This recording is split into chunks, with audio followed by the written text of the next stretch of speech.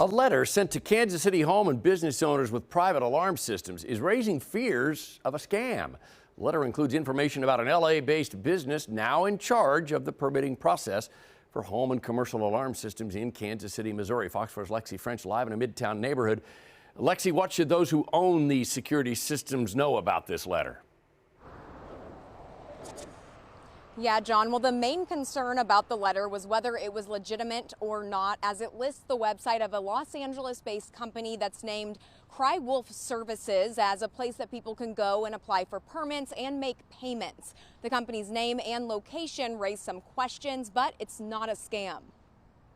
A KCPD spokesperson says the private alarm section is not a function of the police department and is now operated by Cry Wolf Services. Scott Reeves, the owner of KC-based Stonemont Security, says customers have been reaching out to him with questions about the change. These are customers that have had alarm systems for years. And after a little investigation myself, I was able to tell them, yes, it is a good, a real thing. But we haven't had any communication about it from the PD either. So it was kind of a surprise to us as well. You'll need to apply and pay the $52 fee for new permits. Permits are good for 1 year, then there's a $20 renewal fee. Previously, everybody filed for an alarm permit, but it was a $49 a one-time fee. Now they've got a yearly fee that they have to pay. So if they miss a payment next 12 months from now and don't realize it and they've got a break-in the middle of the night, police aren't going to respond. And it's kind of defeats the purpose of the alarm system, to be honest with you.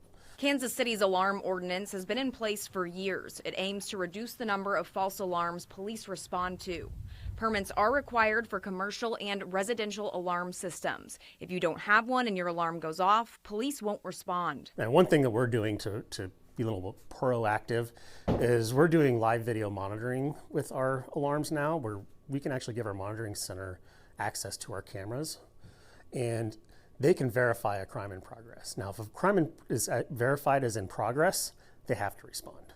So whether they got that permit or not, they're going to have to respond. A spokesperson for KCPD tells us that they understood there might be some questions and confusion whenever this transfer happened and the change went into effect, but they did post reminders and other helpful information on their website ahead of the change to keep people informed. Lauren? Lexi French in Kansas City tonight. Thanks, Lexi.